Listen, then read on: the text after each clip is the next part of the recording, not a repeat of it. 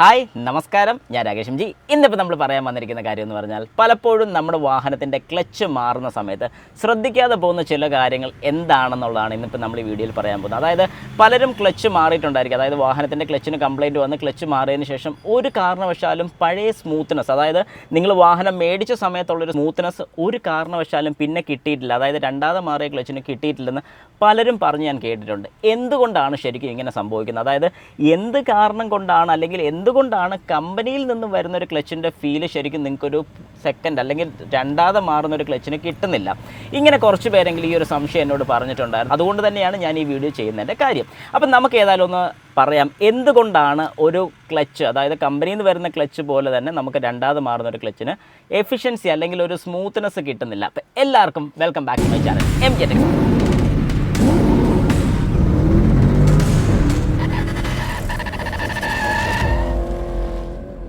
Okay, അപ്പോൾ നമുക്ക് start ചെയ്യാം. സംഭവം എന്നാന്ന് ചോദിച്ചു കഴിഞ്ഞാൽ നമ്മൾ വാഹനത്തിൻ്റെ ക്ലച്ച് മാറാൻ വേണ്ടി കൊടുക്കും. അപ്പോൾ ഈ ക്ലച്ച് മാറുന്ന സിറ്റുവേഷൻ ഏതാണെന്ന് നമുക്ക് ആദ്യം നോക്കാം. ഒന്നാമത്തെ കാര്യം, നമ്മുടെ വാഹനത്തിൻ്റെ ക്ലച്ച് സ്ലിപ്പ് ഉണ്ടാവും. അതായത് ഓരോ ഗിയേഴ്സിനും മാറുന്ന സമയത്ത്, അതായത് ഫസ്റ്റും സെക്കൻഡിലോട്ട് മാറുന്ന സമയത്ത് ആക്സിലറേറ്റർ കൊടുത്ത് ക്ലച്ച് എന്ന് പതുക്കെ കാലെടുക്കുന്ന സമയത്ത് വാഹനം റേസായി കയറുക, ഇതൊരു സിംറ്റമാണ് വാഹനത്തിൻ്റെ ക്ലച്ച് കംപ്ലയിൻറ്റ് വരുന്നുണ്ട്. രണ്ടാമത്തെ കാര്യം, ക്ലച്ച് ടൈറ്റ്, അതായത് പ്രഷർ പ്ലേറ്റ് ടൈറ്റ് ആവുന്ന സമയത്ത് നമ്മൾ ക്ലച്ച് മാറാറുണ്ട്. പിന്നെ മൂന്നാമത്തെ കാര്യം, ക്ലച്ചിൻ്റെ കേബിളിന് പ്രശ്നം ഉണ്ടെങ്കിൽ മാറാറുണ്ട്. ഇത് ശരിക്കും പറഞ്ഞാൽ ജെർക്കിങ്ങോ കാര്യങ്ങളൊക്കെ ഉണ്ടെങ്കിൽ ഞാൻ ഈ പറഞ്ഞ പോലെ പ്രഷർ പ്ലേറ്റിൻ്റെ പ്രോബ്ലം കൊണ്ട് വരാറുണ്ട്. അപ്പോൾ നമുക്ക് ഏതായാലും ഗിയർ ബോക്സ് ഒന്ന് നോക്കാം. ഇനി ക്ലച്ച് അസംബ്ലി എവിടെയാണ് ഇരിക്കുന്നതെന്ന് അറിയാൻ മേലാത്തവർക്ക് ഞാൻ ജസ്റ്റ് ഒന്ന് കാണിച്ചു തരാം. അതായത് നമ്മുടെ വാഹനത്തിൻ്റെ ഹുഡ് തുറക്കുന്ന സമയത്ത് നമുക്ക് എഞ്ചിൻ റൂം കാണാം. എഞ്ചിൻ റൂമിൻ്റെ എഞ്ചിൻ്റെ പോർഷൻ കഴിഞ്ഞ് റൈറ്റ് സൈഡിൽ നമ്മൾ നിൽക്കുന്ന സമയത്ത് നമ്മുടെ റൈറ്റ് സൈഡ് ശരിക്കും വാഹനത്തിൻ്റെ ലെഫ്റ്റ് സൈഡിലാണ് വരുന്നത്.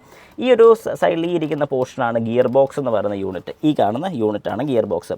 അപ്പോൾ ഈ ഗിയർ ബോക്സിൻ്റെ നേരെ ഫ്രണ്ടിലായിട്ട്, അതായത് ഇത് ഗിയർ ബോക്സ് ആണെങ്കിൽ ഇവിടെയാണ് അതിൻ്റെ എൻഗേജ്മെൻറ്റ് വരുന്നത്. ക്ലച്ചിൻ്റെ കേബിൾ ഇതിൻ്റെ താഴെ കൂടെയാണ് പോകുന്നത്. അതായത് ഈ കാണുന്നതാണ് ക്ലച്ച് കേബിൾ. ആ കേബിളിൻ്റെ അറ്റാച്ച്മെൻറ്റ് വരുന്നത് നേരെ ഈ താഴെ ഈ കാണുന്നതാണ്. അഡ്ജസ്റ്റ്മെൻറ്റും കാര്യങ്ങളൊക്കെ ചെയ്യാൻ വേണ്ടി അവിടെയാണ് നമ്മുടെ ക്ലച്ചിൻ്റെ ലിവർ വരുന്നത്. ഇതാണ് നമ്മുടെ റിലീസ് ബെയറിങ്ങിൻ്റെ ലിവർ വരുന്നത്, ആ ബ്ലാക്ക് കളറ്. ഓക്കെ, അപ്പോൾ ഇനിയിപ്പോൾ ഞാൻ പറയാൻ പോകുന്ന കാര്യം എല്ലാവരും ശ്രദ്ധിച്ച് കേട്ടോണം. അതായത് നമ്മുടെ വാഹനത്തിൻ്റെ ക്ലച്ചിനൊരു ഇഷ്യൂ വന്നു. ഈ ക്ലച്ചിന് ഇഷ്യൂ എങ്ങനെ വരുന്നതെന്നുള്ളത് ഞാൻ പറഞ്ഞിട്ടുണ്ട്. അതായത് ഈ പറഞ്ഞ കാരണങ്ങളൊക്കെ, അതായത് ക്ലച്ചിന് ടൈറ്റ് വരുമോ, ക്ലച്ച് സ്ലിപ്പ് വരുമോ, മൈലേജ് ലോസ് വരുമോ, ഇങ്ങനത്തെ കാരണങ്ങളൊക്കെ വന്നു കഴിഞ്ഞാൽ ക്ലച്ചിന് പ്രശ്നമുണ്ട്. ഇതിൽ നമ്മൾ ശ്രദ്ധിക്കേണ്ട കാര്യം, പലപ്പോഴും പലരും ചെയ്യുന്നൊരു കാര്യമാണ് ക്ലച്ച് മാറും. ക്ലച്ചിൽ എന്തൊക്കെയാണ് മാറുന്നത്? ക്ലച്ച് ഡിസ്കും പ്രഷർ പ്ലേറ്റും, ചില സ്ഥലങ്ങളിൽ റിലീസ് ബെയറിങ്, ഈ മൂന്ന് കാര്യങ്ങളാണ് കോമൺ ആയിട്ട് മാറുന്നത്. പക്ഷേ ശരിക്കും ഈ മൂന്ന് കാര്യങ്ങൾ മാറിയാൽ പോരാ, അവിടെയാണ് പ്രശ്നം വരുന്നത്. അത് ഞാൻ പലപ്പോഴും കണ്ടിട്ടുണ്ട്. ചിലരെങ്കിലും എന്നെ വിളിച്ച് ചോദിക്കും, രാകേഷേ ക്ലച്ച് മാറുന്നതിന് എത്ര രൂപ വരും? ഞാനൊരു എമൗണ്ട് പറയാം. അന്നേരം അവർ പറയും ഇന്ന സ്ഥലത്ത് അത് ചോദിച്ചപ്പോൾ ഇത്ര എമൗണ്ട് പറഞ്ഞില്ല. അന്നേരം ഞാൻ പറയും, ഞാൻ ഈ പറഞ്ഞ എസ്റ്റിമേറ്റഡ് എമൗണ്ടിനകത്ത് ഇത്ര കാര്യങ്ങളുണ്ട് എന്ന് പറയും. അന്നേരം അവർ പറയും അതൊക്കെ അവരും പറയും. ഞാൻ പറയും ഒന്നുകൂടെ വിളിച്ച് ചോദിക്കാൻ പറയും. അങ്ങനെ വിളിച്ച് ചോദിച്ചു കഴിയുമ്പോൾ ഇതൊന്നുമില്ല, clutch disk, pressure plate, release bearing, ഈ മൂന്ന് കാര്യങ്ങളേ ഉള്ളൂ. കാരണം ഈ മൂന്ന് കാര്യങ്ങൾ മാറാൻ വലിയ ബുദ്ധിമുട്ടൊന്നുമില്ല.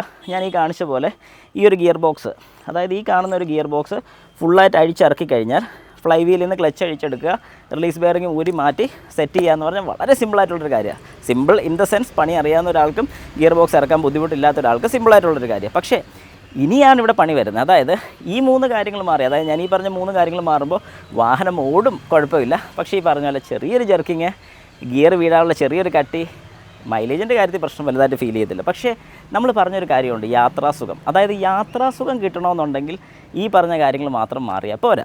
ഇതിനകത്ത് നിങ്ങൾ ചെയ്യേണ്ട ഒരു കാര്യം എന്ന് പറഞ്ഞാൽ ക്ലച്ച് ഡിസ്ക്, അതിന് മുമ്പ് ഫ്ലൈ വീൽ എന്ന് പറയുന്നൊരു യൂണിറ്റ് ഉണ്ട്. അതായത് ഈ ഫ്ലൈ വീലിലോട്ടാണ് ക്ലച്ച് പിടിച്ചിരിക്കുന്നത്. അപ്പോൾ നമ്മുടെ ആദ്യത്തെ ക്ലച്ച് കത്തിപ്പോവോ, തേഞ്ഞു പോവോ, അല്ലെങ്കിൽ ആ ക്ലച്ചിന് എന്തെങ്കിലും കംപ്ലയിൻറ്റ് ഉണ്ടായിട്ട് ഈ ഫ്ലൈ വീലെ പിടിച്ചൊരു പാടോ കാര്യങ്ങളൊക്കെ ഉണ്ടെങ്കിൽ ഉറപ്പായിട്ട് ഈ ഫ്ലൈ വീൽ മാറി വിട്ടോണം.